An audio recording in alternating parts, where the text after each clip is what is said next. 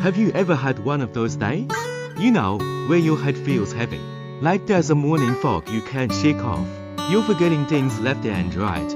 And sometimes you even feel, I don't know, inexplicably down. Oh, definitely. And then a thought flashes through your mind. Wait, could this be related to that dessert I had yesterday? It's a pretty direct connection. Or maybe you've experienced this. You're sitting in a classroom, trying so hard to understand what the teacher is saying. But it sounds like they're speaking a foreign language. You recognize every word, but when they're put together, you have no idea what they mean. Exactly, that's the feeling. Well, the materials we receive today are actually a very interesting dialogue between a teacher and a student. He takes these two seemingly unrelated frustrations and strings them together in a fascinating way. He talks about the food we eat, how our brains function, and even how we learn and perceive the world. Right? Right, that's it exactly. So, our task today is basically to deconstruct a few of the, let's say, bold core arguments in this dialogue. Sounds intriguing. First, there's a startling claim about how sugar directly attacks your brain. Then, we'll talk about the sharp contrast between Eastern and Western educational philosophies. I'm really interested in that part. It might explain why I sometimes don't understand what people are saying. And finally, we'll look at a somewhat extreme personal experiment plan. An experiment plan? Yes, apparently. It allows you to personally verify everything we've talked about. Okay, let's dive straight into the most dramatic part. The teacher in the dialogue makes a claim. He says sugar and fried foods are essentially attacking your brain. Attacking? That's a very strong word. Right, he says these things only need for days to breach what we call the blood-brain barrier. For days? That sounds incredibly fast. Is that even possible? That's the most sensational part of this claim. And the part most worth exploring. But you know what? His subsequent argument moves the discussion from general healthy living talk to a very specific level of neurological function. How so? He doesn't just vaguely say this is bad for you. No, he precisely targets a specific area of the brain called the hippocampus. I know the hippocampus is responsible for memory. Exactly, it's a key part of the brain for processing learning, memory, and emotional regulation. He then connects damage to this area to three very specific consequences. Which three? First, memory decline. Second, a drop in analytical ability. And third, an increase in the severity of depression. Wow, so this isn't just the old clicker about sugar making you gain weight, not at all. According to the text, the so-called Chinese style is about giving information and conclusions directly. A teacher will say the answer is X. The three main points are A, B, and C. Just memorize them. The path goes from conclusion to details. It's very direct. Yes, that's what he calls spoon-feeding. The advantage is efficiency. Students can master core knowledge points quickly. But the Western style, the Enlightenment style, is the opposite. Right, it is reversed. The teacher doesn't give you the conclusion at the start. They give you a lot of scattered clues, stories, cases, and questions, like a detective. They lead you to think, to connect the dots, and finally to realize the truth yourself. Oh, I get it now. So the student felt they didn't know what was going on at first, because the teacher was setting the stage, throwing out seemingly unrelated threats. Exactly. The student was used to being told the point is right here. So when they encountered a teacher who required them to piece together the clues themselves, they felt frustrated. Until the end, when the teacher tied all the threads together, then they had that aha moment. Precisely, this material tells us it might not be the speaker's fault, nor the listener's fault, but rather a mismatch in expectations of teaching and learning styles. Expectations of style. Right, the Western style requires the learner to actively participate in constructing meaning, while the Chinese style hands you a meaning that has already been constructed. The teacher in the dialogue even compared it to Zen Buddhism. Both require you to awaken to the truth yourself. So, what does understanding this difference actually mean? It might mean that the next time you feel frustrated in a learning environment, you can take a step back. The material suggests identifying which teaching mode the other person is using. rather than just assuming they are being disorganized. Right, you have to understand the structure of their communication first before you can effectively access their content. Exactly, it's a form of metacognition, thinking about the thinking process. When you realize, oh, this speaker is using a heuristic method, I need to be patient and follow their clues, your anxiety might drop, and your learning efficiency might actually improve. So today, we've explored some quite extreme ideas from this material, from viewing sugar and bread as poison attacking the brain, to the conflict between two very different educational philosophies.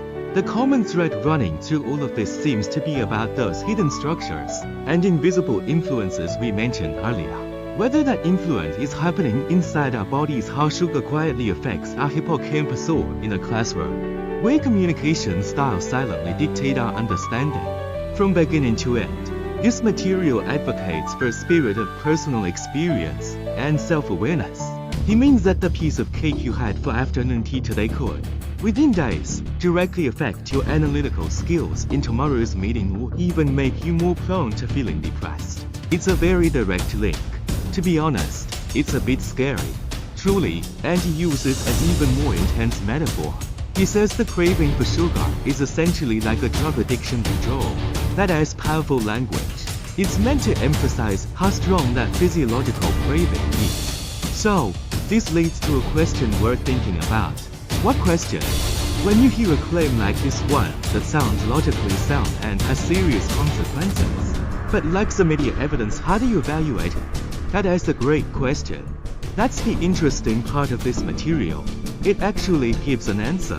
It suggests that the ultimate evidence doesn't come from some remote scientific paper, but from your own body. Exactly, this is where it gets really fun. To prove his point, the teacher actually designed a very specific human experiment for the student. Sounds intense. Basically, it's a cycle that lets you experience both heaven and hell. Okay, let me break down the steps. Step 1 is the sugar wave. Sounds great so far.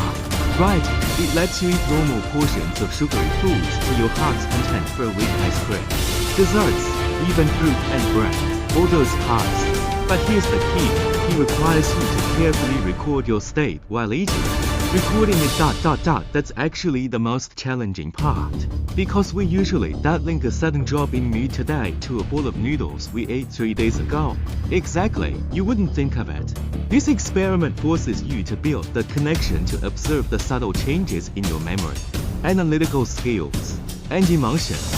Right, and then comes the main event, step 2, the fasting period. That is a huge contrast. Going from sugar heaven straight into hell. For the next 3 days, you can only drink plain water. You can't touch anything else. Wait, 3 days of only water? That sounds not just difficult, but potentially dangerous. Does the material mention that? The text itself doesn't emphasize safety specifically, but it's certainly something anyone wanting to try this needs to be extremely cautious about. Understood. But from an experimental design perspective, the goal is to create the strongest possible contrast. Exactly, and during those 3 days, you continue to record those same indicators. Then, step 3, repeated verification. The teacher suggests switching back and forth between heavy sugar consumption and pure fasting several times. He says the difference will be very obvious. If we look at this from a broader perspective, it's actually a very extreme form of biohacking. Its core idea is that you don't have to blindly believe whatever the experts say. Your body is your own laboratory. You can personally create and interpret your own primary data, being your own guinea pig. Exactly, the whole tone of this material is about encouraging this spirit of self-verification. The dialogue even gives a vivid example. A certain lady who supposedly used a similarly intense method to reverse her type 2 diabetes. Her motivation was seeing the terrifying consequences of diabetic complications in a hospital, things like amputation, blindness, and organ failure. While that story is anecdotal, it adds a powerful layer of emotional drive to the argument. Right, and the social dynamics mentioned are interesting too. The teacher doesn't just tell the student to do it alone. He suggests finding a partner.